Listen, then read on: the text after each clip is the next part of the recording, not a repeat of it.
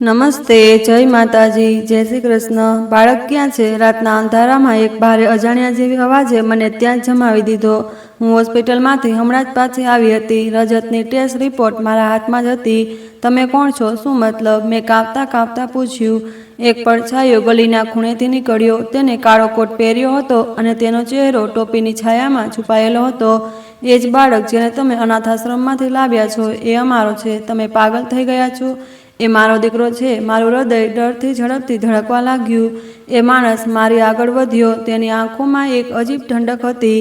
એ બાળક સંજયના મૃત્યુનું વોરંટ છે અને તમે તેની મા બનીને પોતાના મૃત્યુને આમંત્રણ આપી રહ્યા છો। જો તમે તેને અમારા હવાલે નહીં કરો તો અમે તેને તમારી પાસેથી છીનવી લઈશું અને આ વખતે સાક્ષી માટે કોઈ જીવિત નહીં બચે। તેની છેલ્લી વાત મારા હોશ ઉડાવી દેવા પૂરતી હતી। સંજય, એ આખરે ક્યાં સંજયની વાત કરી રહ્યો હતો? આ અજાણ્યો કોણ હતો અને મારા દીકરા રજત સાથે તેનો શું સંબંધ હતો? આ જાણવા માટે તમારે મારા જીવનના તે પાનાઓ વાંચવા પડશે જે મારા આંસુઓથી લખાયા છે। મારું નામ કીર્તિ છે। મારા પાપા બાળપણમાં જ આ દુનિયા છોડીને ચાલ્યા ગયા હતા। અમે 2 ભાઈ બહેન હતા, હું અને મારો નાનો ભાઈ રાજીવ। અમને બંનેને મારી માએ જાતે પાળીને મોટા કર્યા હતા। પાપાનું એક નાનું ઘર જ અમારા માટે એકમાત્ર આધાર હતું। મા લોકોના ઘરોમાં કામ કરતી હતી અને રાતે સિલાઈ કઢાઈ કરતી હતી। તેમની એક જ ઈચ્છા હતી કે અમે બંને ભાઈ બહેન સારી રીતે વાંચી લખીએ। તેમને પોતાનું જીવન અમારા માટે સંપૂર્ણપણે વિતાવી દીધું હતું। હું મારા ભાઈથી મોટી હતી। રાજીવ હજુ કોલેજમાં જ હતો જ્યારે માને મારી લગ્નની ચિંતા થવા લાગી। મેં ઘણા લોકોને મારા સંબંધ વિશે કહી રાખ્યું હતું। મા ઈચ્છતી હતી કે મારા લગ્ન કોઈ સારા અને ખાતા પીતા પરિવારમાં થાય। હું સુંદર, વાંચેલી લખેલી અને સમજદાર ઘર સંભાળવાવાળી છોકરી હતી। મા કહેતી હતી, કીર્તિ, જોવા તારું નસીબ કેટલું સારું હશે। બસ મારા જીવનમાં રહેતા તારા હાથ પીળા થઈ જાય। પછી એક અમીર ઘરમાંથી મારા માટે સંબંધ આવી ગયો। માને આ સંબંધ ખૂબ પસંદ આવ્યો। છોકરાનું નામ ઉદય હતું। તે કોઈક મલ્ટીનેશનલ કંપનીમાં સારી પોસ્ટ પર હતો। તેમનું પોતાનું મોટું ઘર હતું। માએ તરત જ આ સંબંધ માટે હા કહી દીધી। મારા લગ્ન ઉદય નામના વ્યક્તિ સાથે થઈ ગયા। લગ્ન પછી હું એક એવી નવી દુનિયામાં આવી ગઈ હતી। ઉદય વાસ્તવમાં ખૂબ પ્રેમ અને કાળજી કરનાર પતિ સાબિત થયો હતો। તે મારી ખૂબ કાળજી રાખતો હતો। તેના ઘરમાં તેની 2 મોટી ભાભીઓ રાણી અને કવિતા, તેની મા અને એક નાની બહેન નીતુ હતી। ઉદયની બંને ભાભીઓને હું જરા પણ પસંદ નહોતી, કદાચ એટલે કે હું ઉદયની પત્ની હતી અને તેમનાથી વધુ વાંચેલી લખેલી અને સુંદર પણ હતી। ઉદય જ્યારે પણ મારી વખાણ કરતો તો તેમના ચહેરા પર નાખુશી સ્પષ્ટ દેખાતી હતી। જુઓ તો કવિતા, રાણી ભાભીએ એક દિવસ કિચનમાં કહ્યું, જ્યારથી આ નવી નવેલી આવી છે ઉદય તો જાણે અમારો દેવર રહ્યો જ નથી, બસ પોતાની પત્નીનો ગુલામ બની ગયો છે। મેં આ બધું સાંભળી લીધું પરંતુ હું ચૂપ રહી। ઉદય મને તસલ્લી આપતો, બધું ધીરે ધીરે ઠીક થઈ જશે। કીર્તિ, તમે તેમની વાતો પર ધ્યાન ન આપો। તેઓ બસ થોડી જૂની વિચારસરણીના છે। મારા માટે તમે સૌથી ખાસ છો। હું હંમેશા ભગવાનને દરેક નાની નાની વાત માટે આભાર માનતી હતી। કંઈ ન મળવાની સ્થિતિમાં પણ ભગવાનને ધન્યવાદ કહીને જ પોતાનું જીવન વિતાવવા લાગી હતી। અમારે ત્યાં જોઈન્ટ ફેમિલીની સિસ્ટમ હતી। મારો પતિ જેટલું પણ કમાઈને લાવે બધું પોતાની માના હાથમાં આપી દેતો હતો, કારણ કે ઘરની સમગ્ર બાગડોર તેમના હાથમાં જ હતી। મારી સાસુ એક કડક સ્વભાવની સ્ત્રી હતી। મને કપડાં, ચપ્પલ, જૂતા અથવા મારી કોઈ પણ જરૂરિયાત માટે કોઈ પણ પૈસા નહોતા મળતા। જો ક્યારેય જરૂર પડે તો મારે તેમની પાસેથી જ માગવું પડતું। મમ્મીજી, મારા માટે કંઈક વસ્તુ લેવી છે। મેં એક દિવસ ડરતા ડરતા કહ્યું, પૈસા શું ઝાડ પર ઉગે છે? તેમણે તરત જ તપાકથી જવાબ આપ્યો, ઉદયની તનખ્વાહ ઘરનો ખર્ચ ચલાવવા માટે હોય છે, તમારા નકામા શોખ પૂરા કરવા માટે નહીં। આ બધા છતાં પણ હું ખુશ હતી, કારણ કે ઉદય મને ખૂબ પ્રેમ કરતો હતો। હું વાંચેલી લખેલી હતી, તેથી મેં ઘરમાં જ બાળકોને ટ્યુશન શીખવવાનું શરૂ કરી દીધું, જેથી મારા નાના નાના ખર્ચા હું પોતે પૂરા કરી શકું। આ વાત પર પણ મારી ભાભીઓને તાના આપ્યા, જુઓ કેટલી લાલચુ સ્ત્રી છે, આવતા જ કમાવા બેસી ગઈ। પરંતુ મેં ક્યારેય ન તો સાસુ પાસે ફરિયાદ કરી અને ન તો પતિ પાસે। મારો પતિ મને સારી નજરે જોતો હતો, પ્રેમ કરતો હતો, મારા માટે બસ આ જ પૂરતું હતું। પહેલા વર્ષે મારી જેઠાણી અને દેવરાણીઓએ માત્ર ઈશારાઓએ મને કાનાફૂસીમાં જ વાતો કરી, પરંતુ જેવું બીજું વર્ષ શરૂ થયું તેમના શબ્દો ઝેરીલા થવા લાગ્યા. કીર્તિ, રાણી ભાભીએ એક દિવસ આંગણામાં ઊંચા અવાજે કહ્યું, ઉદયને કહો કે તમને કોઈ સારા બાબાને બતાવે. ડોક્ટરથી તો કંઈ થયું નથી તો કદાચ કોઈ દેશી દવા જ કામ કરી જાય. હા, કવિતા ભાભીએ પણ પાછળથી સમર્થન કર્યું. આખરે વંશ તો આગળ વધારવો જ પડે. ઘરમાં રોનક તો બાળકોથી જ આવે છે. મારી સાસુ પણ ત્યાં જ બેઠી માળા ફેરવતી હતી. તેમણે પોતાની માળા રોકીને કહ્યું, સાચું કહે છે વહુ, ઉદયને તો ચિંતા જ નથી. જ્યારે જુઓ પત્નીની આગળ પાછળ ફરતો રહે છે. અરે, પુરુષને તો પોતાના વંશની ચિંતા હોવી જોઈએ. આ વાતો સાંભળીને મારું હૃદય કપાઈ જતું હતું. હું વાંચેલી લખેલી હોવા છતાં તેમની સામે બોલતી નહોતી. રાતે મેં આ વિશે ઉદયને વાત કરી. મમ્મીજી અને ભાભીઓ આજે ફરીથી બાળકો વિશે વાત કરી રહી હતી. મેં હચકાતા કહ્યું. ઉદયે મને તસલ્લી આપી. તે મને હજુ પણ પ્રેમ કરતો હતો. કીર્તિ, તમે તેમની વાતોને હૃદય પર ન લો. હજુ મારા લગ્નને કેટલો જ સમય થયો છે. તમે ચિંતા ના કરો. ચાલો કાલે અમે શહેરના સૌથી મોટા ડૉક્ટર પાસે જઈએ. ત્યાં કોઈને કોઈ દવા તે આપી જ દેશે. ભગવાનની દયાથી જલ્દી જ આપને પણ સંતાનવાળા થઈ જઈશું. બીજા દિવસે ઉદય મને ડૉક્ટર પાસે લઈ ગયો. ડૉક્ટરે મારું અને ઉદયનું સંપૂર્ણ ચેકઅપ કર્યું અને કેટલાક ટેસ્ટ પણ લખી આપ્યા. ઉદય આ વિશે ખૂબ ગંભીર હતો. તે ઈચ્છતો હતો કે ઘરવાળાઓનું મુખ જલ્દીથી બંધ થઈ જાય. 3 દિવસ પછી જ્યારે અમે રિપોર્ટ લેવા ગયા તો મારું હૃદય કોઈ અજાણ્યા ડરથી ઝડપથી ધડકી રહ્યું હતું. ડૉક્ટરે પહેલા ઉદયને અંદર બોલાવ્યો. તે 5 મિનિટ પછી મુસ્કુરાતો બહાર આવ્યો. ભગવાનનો આભાર છે, તેણે મારા કાનમાં કહ્યું. ડૉક્ટર કહે છે કે મારી રિપોર્ટ સંપૂર્ણપણે પરફેક્ટ છે. પછી ડૉક્ટરે મને એકલીને અંદર બોલાવી. બેસો કીર્તિ, ડૉક્ટરે ગંભીરતાથી કહ્યું. જી ડૉક્ટર, બધું ઠીક છે ને? મેં આશાથી પૂછ્યું. જુઓ કીર્તિ, હું તમારી પાસેથી કોઈ વાત છુપાવવા નથી માંગતી. તમારા પતિ ઉદય તો સંપૂર્ણપણે ઠીક છે, પરંતુ મુશ્કેલી તમારી અંદર છે. શું મતલબ? મારું ગળું અચાનક સુકાઈ ગયું. તમારી રિપોર્ટ મુજબ તમારી અંદર માં બનવાની ક્ષમતા જ નથી. આ શબ્દો નહોતા, આ મારા માથા પર પડેલો બોમ્બ હતો. ના, આવું ન થઈ શકે. તમે ફરીથી મારા ટેસ્ટ કરો. જરૂર કોઈ ભૂલ થઈ હશે. હું રડી પડી. કીર્તિ, હિંમત રાખો. અમે ટેસ્ટ ફરીથી પણ કરી લીધા છે, પરંતુ આ સત્ય છે. તમે ક્યારેય માં ન બની શકો. તમે એક વાન છો. ડૉક્ટરે આ વાત મને એકલીમાં કહી હતી.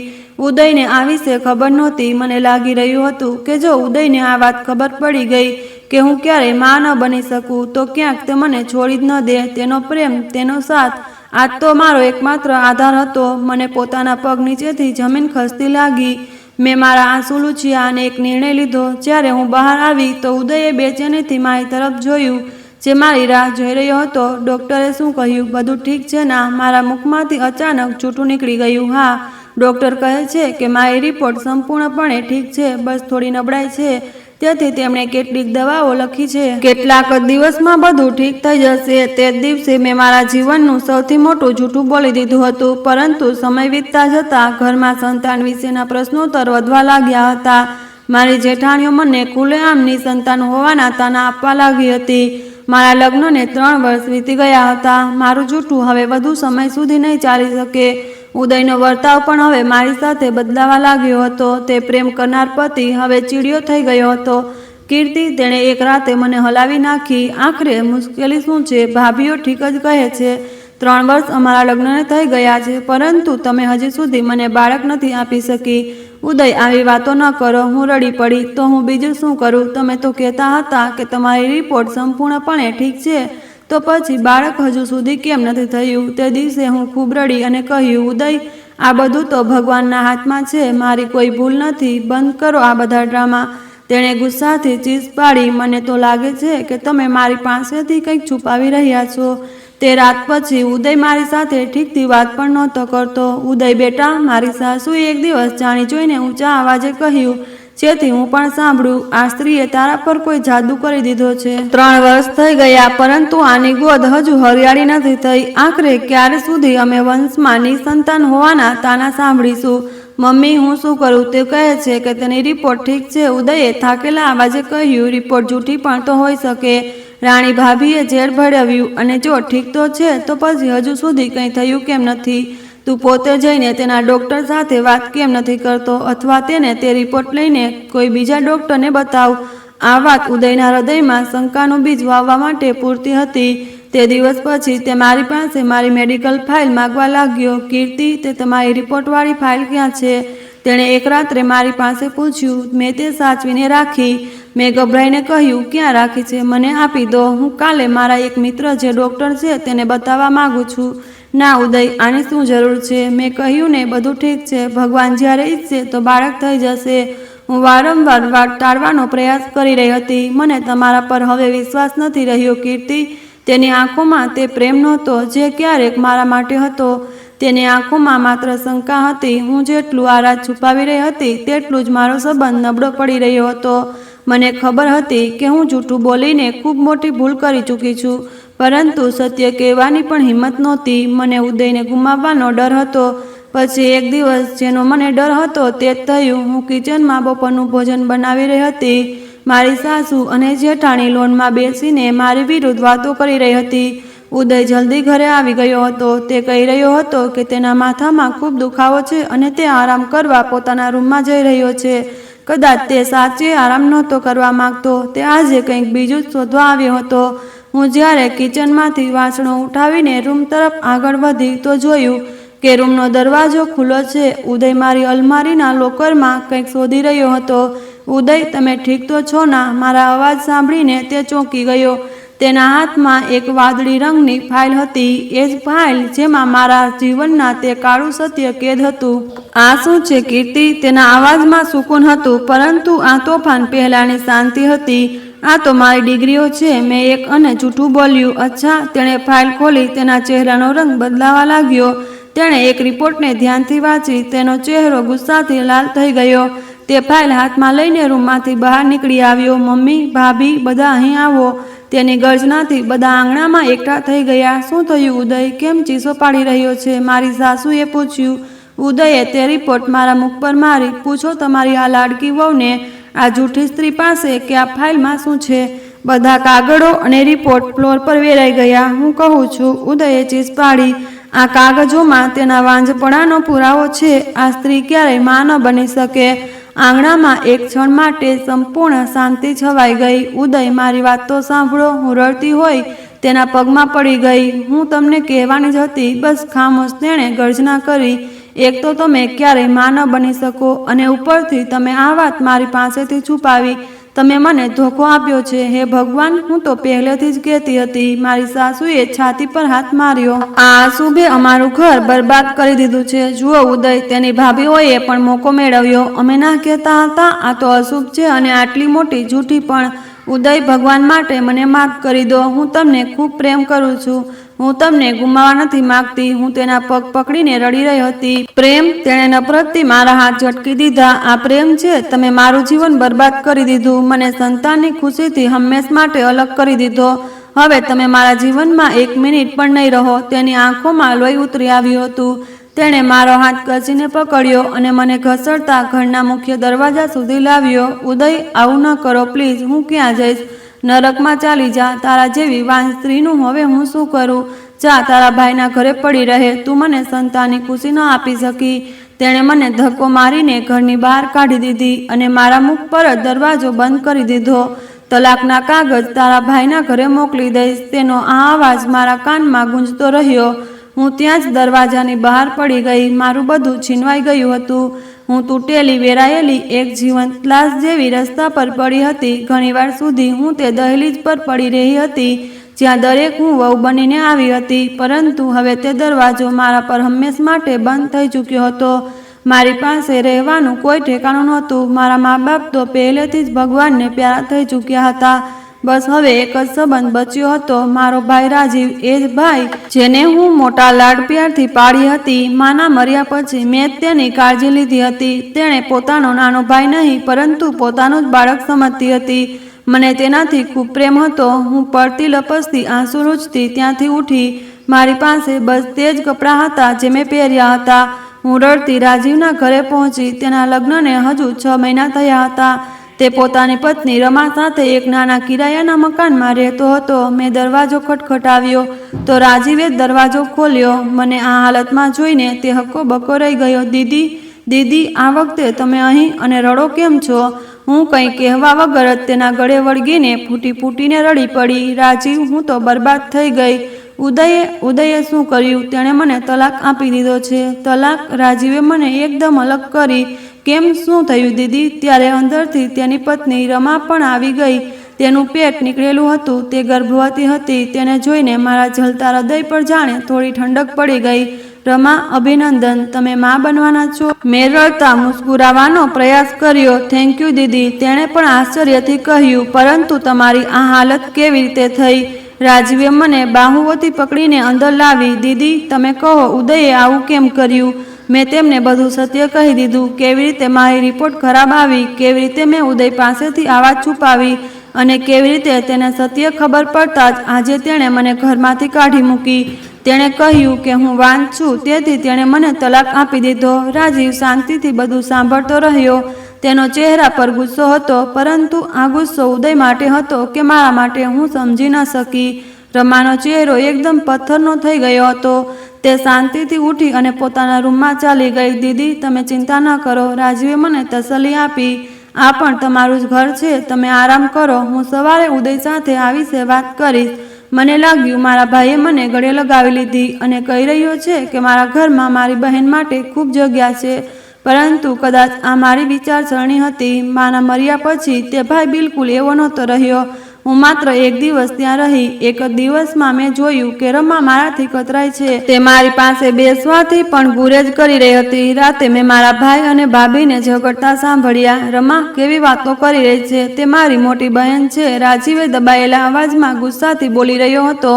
બહેન તો છે તો શું અશુભ છે તે? રમાના અવાજમાં નફરત હતી. સાંભળ્યું નહીં તમે? વાન છે તે, એ જ કારણથી તેનો પતિ તેને છોડી ચૂક્યો છે. હું ગર્ભવતી છું. હું નથી ઈચ્છતી કે તેનો પડછાયો પણ મારા પર પડે. કાલે લોકો શું કહેશે? લોકોની ચિંતા છોડો. રાજીવે મને નથી છોડવું. એ હાલતમાં ક્યાં જશે એ મને નથી ખબર, પરંતુ તે આ ઘરમાં નહીં રહે. જો તે અહીં રહી તો હું મારા બાળકને લઈને મારા માયકે ચાલી જઈશ. તેની અશુભતા મારા બાળકને લાગી ગઈ તો? આ સાંભળીને મારું હૃદય કાંપી ગયું. આગલી સવારે રાજીવ મારી પાસે આવ્યો. તેની આંખો લાલ હતી. દીદી જુઓ, તમે તો જાણો છો કે આ ઘર મારી મહેનતથી બનેલું છે. આ પહેલાં તો અમે જે ઘરમાં રહેતા હતા તે વિશે તમે સારી રીતે જાણો છો. રાજીવ, તમે શું કહેવા માંગો છો? મારો અવાજ ભરાઈ ગયો. દીદી, રમા ગર્ભવતી છે અને તમે એક વાન છો. તમારી અશુભતા મારી પત્નીને લાગી જશે. તમે ક્યાંક બીજે પોતાનું ઠેકાણું શોધી લો. હું આશ્ચર્યથી તેને જોઈ રહી હતી. એ જ નાનો ભાઈ જે ક્યારેક મારા પર જાન છીડકતો હતો, જેની દુનિયા મારાથી શરૂ થતી અને મારા પર જ સમાપ્ત થતી, જે મારી દરેક વાત માનતો હતો. આજે હું તેની પત્ની માટે અશુભ હતી, આ કહીને તે મને ઘરમાંથી કાઢી રહ્યો હતો. રાજીવ, મારો અવાજ ખૂબ મુશ્કેલીથી નીકળ્યો. તમે મારા ભાઈ છો. તમને પણ એવું લાગે છે કે હું અશુભ છું? મારી અશુભતા તમારી પત્નીને લાગશે. રાજીવ, હું તો ખૂબ ખુશ હતી કે મારો ભાઈ પિતા બનવાનો છે. હું તો ખુશ હતી કે ચાલો હું તો નિસંતાન રહી, ઓછામાં ઓછું મારા મા બાપનો વંશ તો ચાલશે. મારા આંસુ મારા ગાલ પર વહી રહ્યા હતા. મને લાગ્યું હતું કે મારો ભાઈ મને સમજશે. હા હા, બસ જાણું છું હું તમને. તેણે બેરૂખીથી મુખ ફેરવી લીધું. દીદી, તમે વાદ વિવાદ ન કરો. પોતાનું બોરિય બિસ્તર સમેટો અને અહીંથી નીકળી જાઓ, કારણ કે હવે હું તમને અહીં વધુ સહન નહીં કરી શકું. તેની છેલ્લી વાત મારા હૃદયમાં તીરની જેમ ઘૂસી ગઈ હતી. હું નથી ઈચ્છતો કે તમારી જેમ હું પણ નિસંતાન રહું. તે વાંચેલો લખેલો હતો. તે મારો ભાઈ હતો અને એવી વિચારસરણી રાખતો હતો. આ સાંભળીને જ મને અફસોસ થયો. એ વ્યક્તિ જેના માટે મેં પોતાની જવાનીના કેટલાય દિવસો પરેશાનીમાં વિતાવ્યા, આજે એ જ મને વાંજપણાનો તાનો આપી રહ્યો હતો. મેં તેની સાથે વધુ કોઈ વાત ન કરી. શાંતિ સાથે પોતાના કેટલાક કપડાં જે ત્યાં રાખેલા હતા એક થેલીમાં મૂકીને પેક કર્યા. મેં તે થેલી ઉઠાવી અને પોતાના ભાઈના ઘરમાંથી ચૂપચાપ નીકળી આવી. તેણે મને રોકી પણ નહીં અને ન તો મારી ભાભી બહાર આવીને ઝાંકી, જાણે તે મારા જવાની જ રાહ જોઈ રહી હતી. હવે હું રસ્તા પર હતી. મારો પતિ મને વાંજ કહીને છોડી ચૂક્યો હતો. મારો ભાઈ મને અશુભ સમજીને ઘરમાંથી કાઢી ચૂક્યો હતો. મારી પાસે હવે કોઈ આધાર નહોતો, કોઈ ઠેકાણું નહોતું. હું ક્યાં જાઉં? કોની પાસે મદદ માગું? મારા તો પોતાના જ માળા નહોતા રહ્યા. પછી હું એક પાર્કની બેન્ચ પર બેસીને કલાકો સુધી રડતી રહી. આ દુનિયા મારાથી તંગ આવી ચૂકી હતી. આ કદાચ હું જ આ દુનિયા માટે એક બોજ હતી, એક અશુભ વાન સ્ત્રી. તે જ દિવસે મેં એક નિર્ણય લીધો. હું આ શહેરમાં નહીં રહીશ. હું તે અપનાવોથી ખૂબ દૂર ચાલી જઈશ. એટલી દૂર જ્યાં ન મારી અશુભતા તેમના સુધી પહોંચે અને ન મારો ચહેરો તે લોકો જોવે. મારી પાસે માના આપેલા કેટલાક સોનાની ચૂડીઓ હતી જે મેં મુશ્કેલ સમય માટે સાચવીને રાખી હતી. મેં તે ચૂડીઓ વેચી દીધી. તે પૈસાથી મેં એક બસનું ટિકિટ લીધું અને બીજા શહેર ચાલી ગઈ. એક એવું શહેર જ્યાં મને કોઈ નહોતું ઓળખતું. નવા શહેરમાં આવીને મેં એક નાની નોકરી શરૂ કરી દીધી. હું વાંચેલી લખી લેતો હતી જ મને એક શાળામાં ક્લાર્કની નોકરી મળી ગઈ. પગાર ખૂબ ઓછો હતો, તેથી મેં એક હોસ્ટેલમાં રહેવાનો નિર્ણય કર્યો. હું નાના રૂમમાં 6 છોકરીઓ સાથે રહેતી હતી. જીવન ખૂબ મુશ્કેલ હતું. દિવસભર કામ કરવું અને રાત્રે હોસ્ટેલના અવાજમાં સૂવાનો પ્રયાસ કરવો, પરંતુ શારીરિક થાક કરતાં વધુ મને માનસિક થાક મારી નાખતો હતો. મેં વિચાર્યું, આવી રીતે જીવન કેવી રીતે વીતશે? હું કોના માટે જીવું? મારું તો કોઈ નથી, ન આગળ ન પાછળ કોઈ. હું અવારનવાર રાત્રે છત પર જઈને આકાશને જોતી રહેતી. ભગવાન, તે મને વાંझ કેમ બનાવી? જો બનાવવું જ હતું તો મારા બધા સંબંધો પણ લઈ લેત. આ એકલતા મારાથી સહન નથી થતી. હોસ્ટેલમાં જ મારી એક સહેલી બની. તેનું નામ સિમરન હતું. તે પણ મારી જેમ એકલી હતી. તેણે એક દિવસ મને આવી રીતે રડતા જોઈ લીધું. શું વાત છે? તમે હર વખત આવી રીતે ઉદાસ કેમ રહો છો? મેં ફરી તેને પોતાની સમગ્ર વાર્તા સંભળાવી દીધી. તે ખૂબ જ સહાનુભૂતિવાળી છોકરી હતી. તેણે મને તસલ્લી આપી, કીર્તિ, જે થયું ખૂબ ખરાબ થયું, પરંતુ જુઓ, જીવન તો વીતતું જ છે ને. કેવું જીવન સિમરન? હું બિલકુલ એકલી છું. તો એકલી કેમ રહો છો? તેણે કહ્યું, અરે, તમે ખૂબ ખુશ રહેશો જો અનાથાલયમાંથી કોઈ બાળક અડોપ્ટ કરી લો. આવી એકલા જીવન ન વીતે. તેની આ સલાહ મારા હૃદયને સ્પર્શી ગઈ. સિમરનની વાત મારા મનમાં ઉતરી ગઈ. તે રાતે હું સૂઈ ન શકી. એક બાળક, એક એવો સંબંધ જે માત્ર મારો હોય, જેને હું પોતાનો કહી શકું, જેને હું પાળું પોષું, જેની માં કહેવાઉં. આ વિચાર જ મારા માટે કેટલો ખુશી આપનારો હતો. આગલા દિવસે હું સિમરનની મદદથી શહેરના સૌથી મોટા અનાથ આશ્રમમાં ગઈ. ત્યાંના ઇન્ચાર્જ એક ખૂબ જ શરીફ સ્ત્રી હતા. બેટી, તમે પોતે હજુ એટલી ઓછી ઉંમરના છો. તેમણે મારું બાયોડેટા જોઈને કહ્યું, તમે તલાકશુદા છો અને એકલા છો. એક બાળકની જવાબદારી ખૂબ મોટી હોય છે. મેડમ, હું સારી રીતે જાણું છું. મેં પોતાના આંસુ દબાવતા કહ્યું, પરંતુ મારા જીવવાનું કોઈ કારણ નથી. હું એક વાંઝ છું, તેથી મારા પતિએ મને છોડી દીધી છે. મારો ભાઈ મને અશુભ સમજે છે. મને આ સમાજમાં જીવવા માટે એક આધારની જરૂર છે, એક એવો સંબંધ જેને હું પોતાનો કહી શકું. કદાચ મારી સચ્ચાઈ તેમના હૃદયને સ્પર્શી ગઈ. કાનૂની કાર્યવાહીમાં કેટલાક દિવસ લાગ્યા. મેં પોતાનું બાયોડેટા જમા કરાવી દીધું હતું. પછી તે દિવસ આવ્યો જ્યારે અનાથાલયમાંથી મને કોલ આવ્યો. હું દોડતી ત્યાં પહોંચી. આલો કીર્તિ, ઇન્ચાર્જે મુસ્કુરાતા કહ્યું, અને એક બાળકને મારી ગોદમાં મૂકી દીધો. આ માત્ર 6 મહિનાનો છે. કોઈએ તેને ઝૂલામાં મૂકી દીધો હતો. તે 6 મહિનાનો નાનો બાળક હતો. ખૂબ સુંદર, ગોરી રંગત અને ઘણી પાપણો. તેને જોતાં જ મારા હૃદયમાં મમતા જાગી ઉઠી. તેને ગોદમાં ઉઠાવતા જ એવું લાગ્યું જાણે સાચે જ તે મારું જ બાળક હોય. તેણે પોતાની નાની નાની આંગળીઓ મારી આંગળી પકડી લીધી અને હું ત્યાં જ રડી પડી. આજથી તું માત્ર મારો જ છે. મેં તેને પ્રેમ કરતાં કહ્યું, હવે હું તેને લઈને હોસ્ટેલમાં નહીં રહી શકતી. મેં પોતાની નોકરીથી જે થોડા ઘણા પૈસા જમા કર્યા હતા, તેમાંથી એક નાના મહોલ્લામાં કિરાયાનો રૂમ લઈ લીધો. હું તે બાળકની પરવરિશ કરવા લાગી. તેનું નામ મેં રજત રાખ્યું. મારી શરૂઆતથી જ ઈચ્છા હતી કે જો ભગવાન મને દીકરો આપશે તો હું તેનું નામ આજ રાખીશ. મારી આ ઈચ્છા આજે પૂરી થઈ ગઈ હતી. રજત મારા હૃદયનું સુકૂન બની ગયો હતો. હવે હું શાળાની નોકરી તો કરી ન શકતી, કારણ કે એક નાના બાળકની જવાબદારી મારી સાથે હતી. હું સિલાઈ કઢાઈ સારી રીતે જાણતી હતી, તેથી મેં મહોલ્લામાં જ સિલાઈનું કામ શરૂ કરી દીધું અને પોતાના બાળકને પાળવા લાગી. દિવસો વીતતા ગયા. રજત મોટો થવા લાગ્યો. તે મને પોતાની સગીમાં જ સમજતો હતો. તે માસૂમ તો જાણતો પણ નહોતો કે હું માત્ર તેની પાળનારી માં જ છું. તેણે જ્યારે પહેલીવાર મને માં કહીને પોકાર્યું તો એવું લાગ્યું જાણે દુનિયાની તમામ ખુશીઓ મને મળી ગઈ હોય. મારો દીકરો હવે 8 વર્ષનો થઈ ગયો હતો. તે શાળાએ જવા લાગ્યો હતો. તે મારી ખૂબ કાળજી રાખતો હતો. હું રાતભર જાગીને કપડાં સીવતી અને તે સવારે ઉઠીને મને ગળે લગાવીને કહેતો, માં, તમે સૂઈ નહીં? હા બેટા, બસ આ એક ડ્રેસ પૂરી કરવાની હતી. હું મુસ્કુરાતા કહેતી, માં, તમે દુનિયાથી સૌથી સારી માં છો. ન જાણે આ ડાયલોગ તેણે ક્યાંથી સાંભળ્યો હતો, પરંતુ જ્યારે તે આ કહેતો તો મારા હૃદયમાં તે ખુશી અનુભવાતી.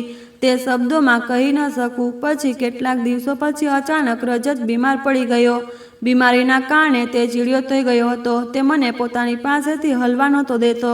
માં, મારી પાસે જ બેઠા રહો, તે નબળાઈથી કહેતો. જ્યારે તમે મારી પાસે હોવ તો મને સારું લાગે છે. મારી પાસે જ રહો. મારું હૃદય નહોતું ઈચ્છતું કે હું મારા બીમાર દીકરાની પાસેથી ઉઠીને ક્યાંય જાઉં. ઘણીવાર જ્યારે તેની આંખ લાગી જતી તો હું ઉઠીને ઝડપથી કપડાં સીવતી.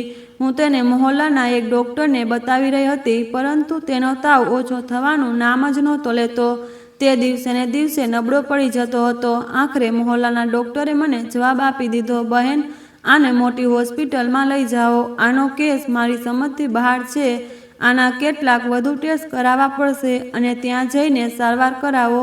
આ સાંભળીને મારા પગ નીચેથી જમીન જ નીકળી ગઈ. ડૉક્ટરના શબ્દોએ મારા હૃદયની બચેલી આશા પણ તોડી દીધી હતી. મોટી હોસ્પિટલનો ખર્ચો હું ક્યાંથી લાવું? મારી પાસે તો એટલા પૈસા પણ નહોતા કે તેની સારવાર કરાવું. પરંતુ હું હિંમત નહોતી હારી શકતી. મેં પોતાની સિલાઈ મશીન વેચી દીધી. જે થોડા ઘણા જ્વેલરી હતા તે પણ વેચી દીધા. જે કંઈ પૈસા હતા બધા એકઠા કર્યા અને પોતાના બીમાર દીકરાને ગોદમાં ઉઠાવીને હું હોસ્પિટલ પહોંચી. આ એક પ્રાઇવેટ હોસ્પિટલ હતી. તેની બિલ્ડિંગ મારી ઓકાતથી ક્યાંય વધુ ઊંચી હતી. અંદરનું વાતાવરણ જોઈને જ મારું હૃદય બેસી ગયું. મેં ડરતા ડરતા રિસેપ્શન પર કહ્યું, મારે મારા બાળકને બતાવવું છે. તેને ખૂબ ઝડપી તાવ છે જે ઉતરી રહ્યો નથી. તમે ડૉક્ટર વિવાનને બતાવી દો. તેમની ફીસ 8,000 છે. તેમણે કહ્યું, 8,000? આ સાંભળતા જ મારા હાથ પગ ઠંડા પડી ગયા. જી, અને આ પછી એડમિટ કરવાનો અને ટેસ્ટનો ખર્ચો પણ અલગ હશે. તમે ઓછામાં ઓછા 15,000 જમા કરાવી દો. મારી પાસે તો કુલ મળીને 10,000 જ હતા. જેટલા મારી પાસે પૈસા હતા એટલી તો માત્ર ડૉક્ટરની ફીસ થઈ રહી હતી. અચ્છા બહેન, મારી પાસે એટલા પૈસા નથી. મારો દીકરો ખૂબ બીમાર છે. કંઈક તો છૂટ આપી દો. હું તેની સામે ગીડગીડાઈ, જુઓ બહેનજી, આ પ્રાઇવેટ હોસ્પિટલ છે, કોઈ ખેરાતી સંસ્થા નથી. જો પૈસા નથી તો તેને કોઈ સરકારી હોસ્પિટલમાં લઈને ચાલી જાઓ. તેણે મોટી બેરૂખીથી કહ્યું. હું શું કરું? ડૉક્ટરે કહ્યું હતું કે તેને એડમિટ કરવું જરૂરી છે કારણ કે તેની સારવાર લાંબી ચાલશે. હું ખૂબ પરેશાન હતી. કોઈ પૈસા પણ નહોતા કે પોતાના બાળકને એડમિટ કરાવીને સારવાર કરાવી શકું. આખરે હું પોતાના દીકરાને લઈને ફરી પાછી પોતાના એક રૂમના મકાનમાં આવી ગઈ. મેં રજતને પથારીમાં સુવડાવ્યો અને પોતે જમીન પર બેસીને ખૂબ રડી. એક ડર હતો, એક ખોફ હતો. જો આ બાળક મારાથી છીનવાઈ ગયું તો હું શું કરીશ? હું કોના આધારે જીવીશ? ના, મેં પોતાની જાતને કહ્યું, આ ક્યાંય નહીં જાય. મને છોડીને ક્યાંય નહીં જાય. આ મારી જાન છે. હું તેની સાથે જ મરી જઈશ. એ જ વિચારતા મેં તેને ગળે લગાવ્યો. મારો બીમાર બાળક દુખાવાથી ખરાબ રીતે તડપી રહ્યો હતો. તે તાવમાં બેહોશ જેવો પડ્યો હતો. અચાનક તેણે આંખો ખોલી. તેની આંખોમાં આંસુ હતા. હા, મારા બાળક, મારી જાન, માં, મારા પપ્પા ક્યાં છે? તેના આ અચાનક પ્રશ્ન પર મારી આંખોમાંથી આંસુ એક કતારમાં નીકળી લાગ્યા. હું હવે તેને શું જવાબ આપું? ત્યારે તે પોતે જ બોલ્યો, હું જાણું છું માં, મારા પપ્પા ભગવાનજી પાસે છે ને. મારો એક મિત્ર છે, તેના પાપા પણ ભગવાન પાસે ચાલ્યા ગયા છે. તેથી અમારી પાસે પૈસા પણ નથી. મારી સારવાર માટે છે ના માં. તે દુખાવાથી ખરાબ રીતે તડપતા બોલી રહ્યો હતો. પછી તેણે પોતાના નાના હાથ ઉઠાવ્યા અને રડતા કહ્યું, ભગવાન, મારા પાપાને મોકલી દો. મને તેમની જરૂર છે. તેના આ શબ્દો મારા હૃદયને કાપી ગયા હતા. પરંતુ હું જાણતી હતી કે તેની પ્રાર્થના ક્યારેય પૂરી નહીં થાય કારણ કે તેનો તો કોઈ પિતા હતો જ નહીં. તે તો એક અનાથ હતો. તે બાળક પોતાની બીમારીની હાલતમાં રડી રડીને ભગવાનને કહી રહ્યો હતો, ભગવાન, મારા પાપાને મોકલી દો. મને અને મારી માને મારા પાપાની જરૂર છે. હું શાંતિથી તેની પાસે સૂઈને તેના વાળ સહેલાવી રહી હતી. મારા આંખોમાંથી સતત આંસુ વહી રહ્યા હતા. કાશ મારી પાસે કોઈ આધાર હોત. ક્યાંકથી મારા દીકરાની સારવાર માટે પૈસા આવી જાત અને હું તેની સારવાર કરાવતી. માફ કરી દે મારા દીકરા, હું તારી સારી માં નથી. એ જ કહેતા મેં તેને પોતાની છાતીથી લગાવી લીધો. અડધી રાત્રિનો સમય હતો. મારું બાળક દુખાવાથી કરાવી રહ્યો હતો. ઊંઘ મારી આંખોમાંથી પણ કોસો દૂર હતી. એવું લાગી રહ્યું હતું કે બાળકની બીમારી ઓછી છે અને હું વધુ બીમાર છું.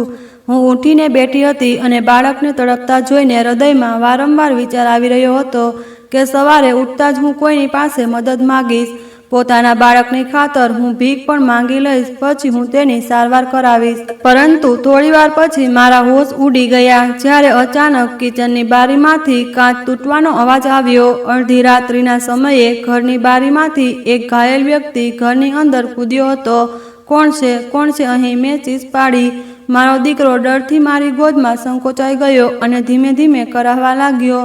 તે ઘાયલ વ્યક્તિ અમારી તરફ આગળ વધ્યો. તે જોવામાં જ અમીર વ્યક્તિ લાગી રહ્યો હતો.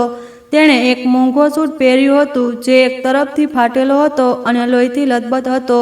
તેણે પોતાના પેટ પર હાથ રાખ્યો હતો જ્યાંથી લોહી વહી રહ્યું હતું.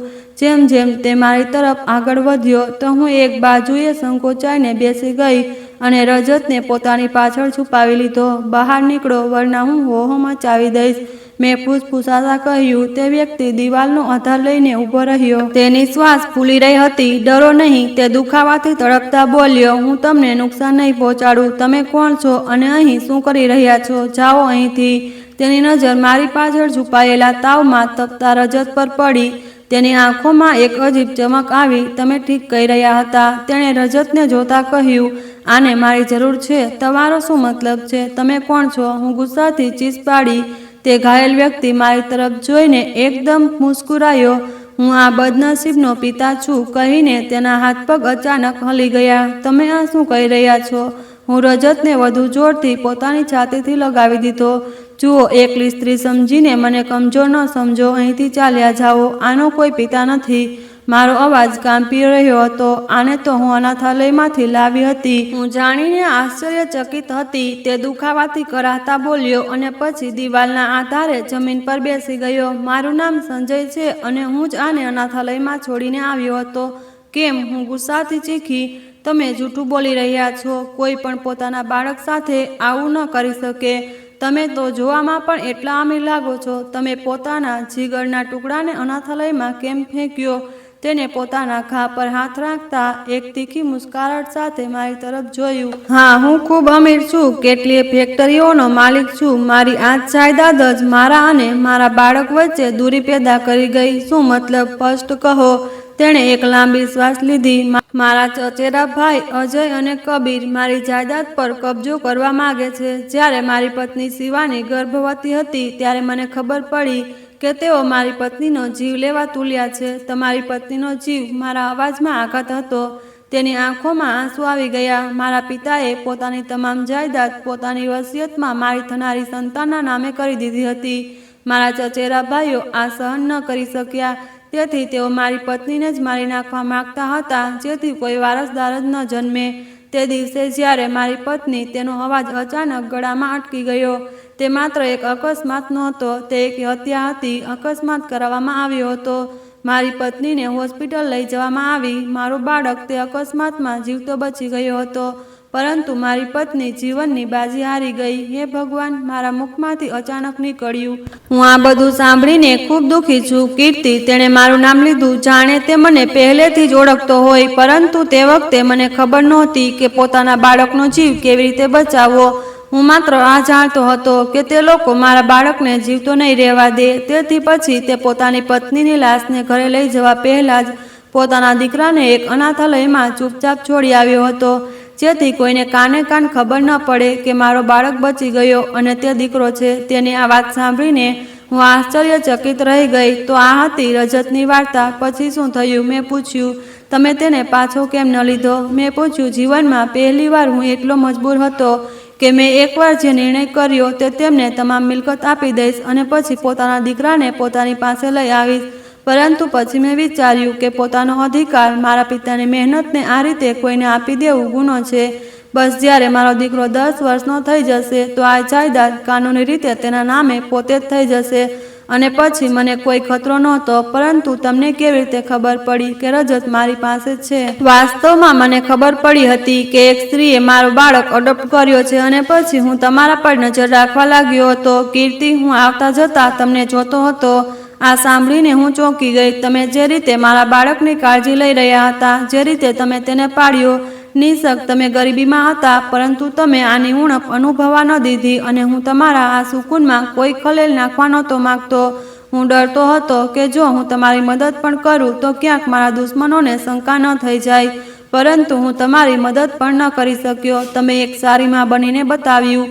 આ વખતે મારા બાળક રજત, જે કદાચ અમારી વાતો સાંભળી રહ્યો હતો, તાવની હાલતમાં એકદમ અમારી બંને તરફ જોયું. તેની નજર ઘાયલ સંજય પર પડી. માં, તેણે નબળાઈથી મારો હાથ પકડી કહ્યું, જુઓ, મારા પાપા આવી ગયા ને. આ સાંભળીને સંજયનું સહનશીલતાનું બાંધ તૂટી ગયું. તે પોતાના ઘાની પરવા કર્યા વગર આગળ વધ્યો અને મારા રજતને ગળે લગાવી લીધો. હા બેટા, આ કહીને તે ફૂટી ફૂટીને રડવા લાગ્યો.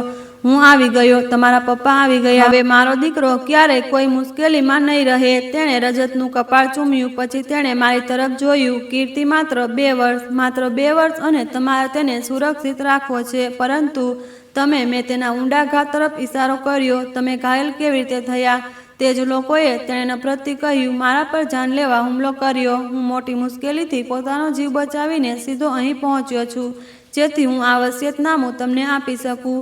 તેણે પોતાની જેબમાંથી એક લિફાફો કાઢ્યો. આ વસિયતનામું તમે સાચવીને રાખો. જો હું આ દુશ્મનોના હાથે માર્યો પણ ગયો, તો તે જાયદાદ મારા દીકરાના નામે જ રહેશે. પછી તેણે એક અન્ય લિફાફો મારી તરફ વધાર્યો.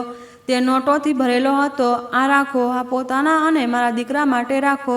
કાલે જ તેને સૌથી મોટી હોસ્પિટલમાં લઈ જાઓ. તેણે એકવાર ફરી રજતને પ્રેમ કર્યો અને પછી દરવાજા તરફ આગળ વધ્યો. રૂકો, તમે જઈ રહ્યા છો? મેં કહ્યું, હા, મારું અહીં રોકાવું તમારા બંને માટે ખતરનાક છે. અને તે પહેલાં કે હું કંઈક વધુ કહું, તે રાત્રિના અંધારામાં અચાનક અદૃશ્ય થઈ ગયો. આગલા દિવસે મેં પોતાના દીકરાને હોસ્પિટલમાં એડમિટ કરાવ્યો અને તેની સારવાર શરૂ કરાવી દીધી. સંજયના આપેલા પૈસાથી રજતની સારવાર શ્રેષ્ઠ રીતે થવા લાગી. કેટલાક જ દિવસોમાં તે સંપૂર્ણપણે સ્વસ્થ થઈ ગયો હતો. પરંતુ હવે મારા હૃદયમાં એક નવો ડર બેસી ગયો હતો. સંજયનો ડર અને તેના દુશ્મનોનો ડર. મેં તે વસિયતનામું જે તેણે મને આપ્યું હતું, તેને પોતાના જીવ કરતાં પણ વધુ સાચવીને રાખ્યું હતું. મને રજતના ભવિષ્યની ચિંતા હતી. મારો દીકરો સ્વસ્થ થયા પછી મને વારંવાર એક જ પ્રશ્ન કરતો, માં, મારા પપ્પા ફરી ક્યારે આવશે? આવશે બેટા, હું તેને તસલ્લી આપતી. તે ખૂબ જરૂરી કામથી ગયા છે. તેમણે વચન આપ્યું છે કે તે જલ્દી પાછા આવશે. માં, પાપા ખૂબ સારા છે ના. તે મારા માટે કેટલા બધા પૈસા આપીને ગયા હતા. તે માસૂમિયતથી કહેતો તો હું માત્ર મુસ્કુરાતી રહી જતી. હું તેને કેવી રીતે કહું કે તે પૈસા તેના પિતાએ પોતાનો જીવ જોખમમાં મૂકીને તેને આપ્યા હતા. કેટલાક અઠવાડિયા વીતી ગયા. મેં સંજયના પૈસાથી એક નવું સિલાઈ મશીન ખરીદી લીધું હતું અને પોતાના કામને ફરી શરૂ કરી દીધું હતું. હું નહોતી ઈચ્છતી કે રજતના પિતાની દોલતનો એક પૈસો પણ મારા પર ખર્ચ થાય. હું પોતાના દીકરાની શ્રેષ્ઠ પરવરિશ પોતે કરવા માંગતી હતી. પછી એક દિવસ જ્યારે હું સિલાઈ કરી રહી હતી અને રજત આંગણામાં રમી રહ્યો હતો, અમારા નાના મોહલ્લાની તંગ ગલીમાં એક એવી કાર આવીને ઊભી રહી જેણે બધાને આશ્ચર્યચકિત કરી દીધા. એક ચમકતી કાળી રંગની મર્સિડીઝ. મારું હૃદય ધડકી ગયું. તે પહેલા કે હું કંઈ સમજી શકું, રજત ચીસ પાડતો અંદર આવ્યો. માં, તે પાપા આવી ગયા. હું દોડીને દરવાજા પર આવી. એ જ વ્યક્તિ હતો સંજય. પરંતુ આ વખતે તે ઘાયલ નહોતો, તે નિરાશ નહોતો. તેણે એક મોંઘો વાદળી રંગનો સૂટ પહેર્યો હતો. તે સંપૂર્ણપણે સ્વસ્થ અને આત્મવિશ્વાસથી ભરેલો લાગી રહ્યો હતો. તે વાસ્તવમાં શહેરનો ખૂબ મોટો વેપારી લાગી રહ્યો હતો. તેણે રજતને જોતાં જ પોતાની બાહુઓ ફેલાવી દીધી. રજત, મારા દીકરા રજત, દોડીને તેની ગોદમાં સમાઈ ગયો. સંજયે તેને ઉઠાવીને ચૂમ્યો. તે દ્રશ્ય એટલું સુંદર હતું કે મારી આંખોમાં આંસુ આવી ગયા. તમે ઠીક તો છો? મેં હિચકાતા કહ્યું. સંજયે રજતને ગોદમાં લઈને મારી તરફ જોયું. હું બિલકુલ ઠીક છું કીર્તિ, અને આનું કારણ તમે છો. તમારો ખૂબ ખૂબ આભાર. તમે મારા દીકરાને બચાવી લીધો. અંદર આવો, મેં રસ્તો છોડતા કહ્યું. તે અમારા નાના રૂમમાં પ્રવેશ્યો. તેની હાજરીથી આ રૂમ વધુ તંગ લાગવા લાગ્યો. પોતાની રૂમની ખસ્તા હાલત જોઈને તેણે પછી જ્યાં રજત અને હું રહેતા હતા, મને માફ કરી દો કીર્તિ. તેણે રજતને નીચે ઉતારતા કહ્યું, મેં તમારી બંનેને આ હાલતમાં રહેવા દીધા. ના, મેં ઝડપથી કહ્યું. તમારા દુશ્મન, તે લોકોનું શું થયું? સંજયના ચહેરા પર શક્તિ આવી ગઈ. અજય અને કબીર, મારા ચચેરા ભાઈ, તે હવે પોતાના અંજામ સુધી પહોંચી ગયા હતા. શું મતલબ? મેં આશ્ચર્યથી પૂછ્યું. તે હવે સળિયા પાછળ છે. જે રાત્રે હું ઘાયલ થઈને તમારી પાસે આવ્યો હતો, તે પછી મેં હિંમત નહોતી હારી. મેં તેમની વિરુદ્ધ તમામ પુરાવા એકઠા કરી લીધા જે તેમને અપરાધી સાબિત કરવા માટે પૂરતા હતા. તે વસિયતનામું જે મેં તમને આપ્યું હતું તે અસલી હતું. મેં તેની કોપીઓ પહેલેથી જ મારા વકીલને આપી દીધી હતી. તે જાલિમોએ મને ખતમ કરવાની પૂરી કોશિશ કરી, પરંતુ ભગવાને મને મારા દીકરા માટે બચાવી લીધો. હવે કાયદાએ પોતાનું કામ કરી દીધું છે. મારા દીકરાની જાયદાદ અને તેનું જીવન બંને સુરક્ષિત છે. મેં સુકૂનની શ્વાસ લીધી. શુક્ર છે ભગવાનનો. સંજય કેટલીક ક્ષણો શાંત રહ્યો. પછી તેણે મારી તરફ ગંભીરતાથી જોયું. કીર્તિ, હું આજે તમારો આભાર માનવા અને પોતાના દીકરાને લેવા આવ્યો છું. આ સાંભળીને મારા પગ નીચેથી જમીન નીકળી ગઈ. રજતને લેવા? શું મતલબ? મારો અવાજ કાંપી ગયો. હું તેને આ ગરીબીમાંથી કાઢીને પોતાના બંગલામાં લઈ જવા માંગુ છું. હું તેને તે જીવન આપવા માંગુ છું જેનો તે હકદાર છે. હા, મેં આંસુ પીતા કહ્યું. તે તેનો હકદાર તો છે. તે તમારો દીકરો છે. તમે તેને લઈ જઈ શકો છો. મારું હૃદય તૂટીને પડવાનું જ હતું કે રજત, જે અમારી વાતો સાંભળી રહ્યો હતો, દોડીને મારાથી લીપટી ગયો. ના, હું મારી મા વગર ક્યાંય નહીં જાઉં. પાપા, તમે પણ અમારી સાથે અહીં જ રહ્યો. સંજય પોતાના દીકરાની વાત પર મુસ્કુરાઈ ગયો. હું એ જ કહેવાનો હતો કીર્તિ. હું રજતને તેની મા પાસેથી અલગ નહીં કરવા માંગુ. તે તમારા વગર એક ક્ષણ પણ નહીં રહી શકે. અને સત્ય તો એ છે કે તમે તેને મા બનીને પાળ્યો છે. હું નથી ઈચ્છતો કે તે તમારાથી અલગ થાય. તે એક ક્ષણ માટે રોકાયો, પછી બોલ્યો, તેથી કીર્તિ, હું તમારી સાથે લગ્ન કરવા માંગુ છું. હું આઘાતથી તેની તરફ જોવા લાગી. લગ્ન મારી સાથે? સંજય સાહેબ, તમે આ શું કહી રહ્યા છો? તમે ક્યાં અને હું ક્યાં? કીર્તિ, મને મારા દીકરા માટે એક કુટુંબ જોઈએ. આ સાંભળતા જ મારી આંખોમાંથી આંસુ છલકાઈ પડ્યા. આ મારા જીવનનું તે સત્ય હતું જે મારા જીવનની સૌથી મોટી મુશ્કેલી હતી. મેં તુરંત કહ્યું, હું તમને તે કુટુંબ ન આપી શકું સંજય સાહેબ, કારણ કે હું એક વાન છું. હું બાળક જન્મ આપી નથી શકતી. એ જ કારણથી મારા પતિએ મને તલાક આપી દીધો હતો. હું તમને વારસદાર ન આપી શકું. આ શબ્દો કહેતા જ હું જમીન પર પડવાની હતી, પરંતુ સંજયે મને આશ્ચર્યચકિત કરી દીધું. તે મુસ્કુરાયો. તો શું થયું? તેણે શાંતિથી કહ્યું, તમે સાંભળ્યું નહીં? મેં કહ્યું છે કે હું વાન છું, અને મેં પણ તો કહ્યું છે કે તમે તેમાં કોઈ ખરાબી નથી. તેણે નરમાઈથી જવાબ આપ્યો. તેના અવાજમાં એટલી સચ્ચાઈ હતી કે મારું હૃદય પીગળી ગયું. કીર્તિ, મારો એક દીકરો છે રજત. એ જ મારી જાયદાદનો વારસદાર છે. એ જ મારું બધું છે. મને વધુ બાળકોની કોઈ ઈચ્છા નથી. મને માત્ર પોતાના દીકરાની ખુશી જોઈએ, અને તેની ખુશી તમારાથી જોડાયેલી છે. તેણે આગળ વધીને મારો હાથ પકડવાનો પ્રયાસ કર્યો, પછી રોકાઈ ગયો. કીર્તિમાં માત્ર તે નથી હોતી જે જન્મ આપે છે. માં તે હોય જે તેને પાળે. તમે સાચા અર્થમાં માં બનીને બતાવ્યું. હું પોતાના દીકરાને તેની સાચી માં પાસેથી અલગ ન કરી શકું. શું તમે મારી સાથે લગ્ન કરશો? રજતે ખુશીથી ચીસ પાડતા મારો હાથ પકડી લીધો. માં, પ્લીઝ હા કહી દો. હું રડતા હામાં માથું હલાવી દીધું. તે વ્યક્તિએ મારી સાથે લગ્ન કરી લીધા અને મને અને મારા દીકરાને પોતાના આલિશાન બંગલામાં લઈ આવ્યો. સંજય સાથે મારા લગ્ન ખૂબ જ સાદા રીતે થયા હતા. લગ્ન વખતે હું સતત રડી રહી હતી. આ ખુશીના આંસુ હતા. તે ખુશી જે મને ઉદય કે રાજીવ, મારા પતિ અને મારા ભાઈ ક્યારેય આપી ન શક્યા. સંજયે મને તે મુકામ આપ્યો હતો જેને હું ક્યારેય સ્વપ્નમાં પણ વિચાર્યું નહોતું. જ્યારે હું રજતનો હાથ પકડીને સંજયના આલિશાન બંગલામાં પ્રવેશી તો હું ગભરાઈ રહી હતી. આ તો એક મહેલ જેવું હતું. હું જે અત્યાર સુધી એક રૂમના મકાનમાં રહી હતી, એટલા મોટા ઘરની માલકીન બનવાની હતી. કીર્તિ, સંજયે મારી નજીક આવીને કહ્યું, આ ઘર, આ દોલત, આ બધું રજતનું છે, અને તમે તેની માં છો. આજથી તમે આ ઘરની માલકીન છો. તેણે ઘરના તમામ નોકરોને એકઠા કર્યા અને તેમને મારો પરિચય કરાવ્યો. આ કીર્તિ સંજય ઓબરોય છે, મારી પત્ની અને રજતની માં. તેમને ક્યારેય કોઈ ફરિયાદનો મોકો ન મળવો જોઈએ. હવે તો મારું જીવન સંપૂર્ણપણે બદલાઈ ગયું હતું. સંજયે રજતનું એડમિશન શહેરની સૌથી મોટી શાળામાં કરાવ્યું હતું. હું તેને પોતે રોજ તૈયાર કરતી અને શાળાએ ડ્રાઈવર સાથે છોડવા જતી. સંજયે મારા માટે દુનિયાની દરેક ઐશ્વર્યની વસ્તુ લાવીને રાખી દીધી હતી, પરંતુ મારા માટે સૌથી મોટી દોલત મારો દીકરો રજત હતો. તે ધીમે ધીમે સ્વસ્થ થઈ રહ્યો હતો અને ખૂબ ખુશ હતો. હું અવારનવાર રાત્રે સૂતા સંજયને જોઈને અને ભગવાનને ધન્યવાદ આપતી. ભગવાન, હું વિચારતી રહી કે તે મને બાંજ બનાવી છે, પરંતુ તે મને માં કહેવડાવવાનો હક ન છીનવ્યો. સંજય એક શ્રેષ્ઠ પતિ અને તેનાથી પણ વધુ એક શ્રેષ્ઠ પિતા હતા. તે રજત પર જાન છીડકતા હતા, પરંતુ તેમણે ક્યારેય મને આ અહેસાસ ન થવા દીધો કે રજત મારો સગો દીકરો નથી. તે મને એટલી મોહબ્બત કરતા હતા જેટલી કદાચ કોઈ પતિ પોતાની પત્નીથી કરતો હોય. પછી વખત પાંખો લગાવીને ઉઠતો ગયો. તે ખુશીઓમાં 12 વર્ષ કેવી રીતે વીતી ગયા મને ખબર જ ન પડી. મારો દીકરો હવે 8 વર્ષનો બાળક નહોતો રહ્યો, તે 20 વર્ષનો હેન્ડસમ અને શ્રેષ્ઠ યુવાન બની ગયો હતો. તે યુનિવર્સિટીમાં બિઝનેસનો અભ્યાસ કરી રહ્યો હતો અને પોતાના પિતાનો ગર્વ હતો. તે મને માનો દુનિયાની સૌથી પ્યારી માં કહેતો હતો. સંજયે આ 12 વર્ષમાં મને ક્યારેય ઉદાસ ન થવા દીધું. આજે રજતની 20મી વર્ષગાંઠ હતી. સંજયે ખૂબ મોટી પાર્ટી રાખી હતી. અમારું ઘર મહેમાનોથી ખચાખચ ભરેલું હતું. સંજયના કેટલાક દૂરના સંબંધીઓ અને જાણકારો પણ આવ્યા હતા, જેમની સાથે અમે ખૂબ જ ઓછા મળતા હતા. તેમાં સંજયની એક દૂરની આંટી પણ હતી, જે સંજયની પહેલી પત્ની શિવાનીની સગી માની સંબંધમાં આવતી હતી. તે મને ક્યારેય પસંદ ન કરતી. તે હંમેશા મને એવી રીતે જોતી જાણે તે તેમની ભત્રીજીની જગ્યા છીનવી લીધી હોય. પાર્ટી ખૂબ સારી ચાલી રહી હતી.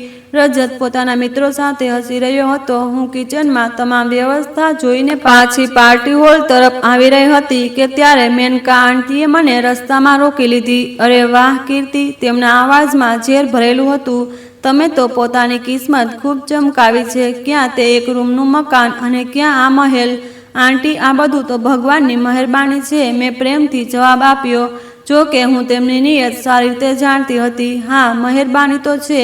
તેમણે તાનો માર્યો. બિચારી શિવાની મરી ગઈ અને તમે તેના પતિ અને બાળક બંને પર કબજો કરી લીધો. આંટી, આવી વાતો ન કરો. આજે તો ખુશીનો દિવસ છે. મેં વાતને સમાપ્ત કરવા માંગી. કેમ? સત્ય કડવું લાગી રહ્યું છે. તે મારી પાસે આવી ગઈ. એક વાત તો કહો, તે છોકરાને રજતને ક્યારે કહ્યું પણ છે કે તમે તેની સગીમાં નથી અથવા તેને પણ અંધારામાં જ રાખ્યો છે? તેમના શબ્દો મારા હૃદય પર તીર જેવા લાગ્યા. મારી આંખોમાં આંસુ આવી ગયા. તેને કહો ના કે તમે તો તે વાન સ્ત્રી છો જેને તેના પતિએ ઘરમાંથી કાઢી મૂકી હતી. તમે તો બસ. આંટી, એક ગર્જના કરતો અવાજ આવ્યો. અમે બંનેએ અચાનક પલટીને જોયું. સંજય ત્યાં ઊભા હતા. તેમનો ચહેરો ગુસ્સાથી લાલ હતો.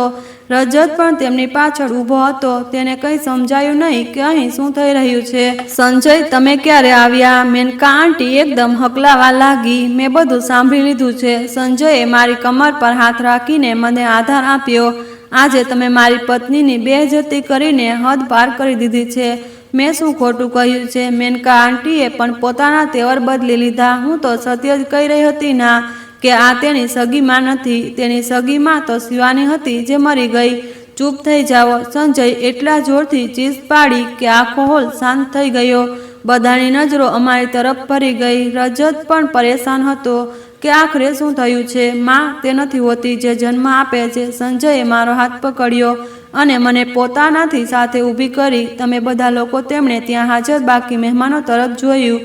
તમારામાંથી ઘણા લોકો શિવાનીને ઓળખતા હતા, પરંતુ શું તમારામાંથી કોઈ જાણે છે કે જ્યારે શિવાનીના મર્યા પછી મારા દુશ્મનો મારા દીકરાના જીવ પાછળ પડ્યા હતા તો તે ક્યાં હતો? હોલમાં અચાનક સન્નાટો ફેલાઈ ગયો.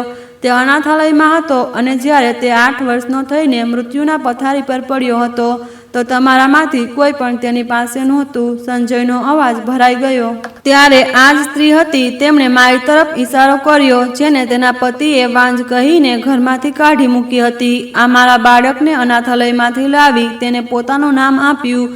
પોતાના જીવ કરતાં વધુ તેનાથી મોહબ્બત કરી. તેની સારવાર માટે આ ભીખ માગવા પણ તૈયાર થઈ ગઈ હતી.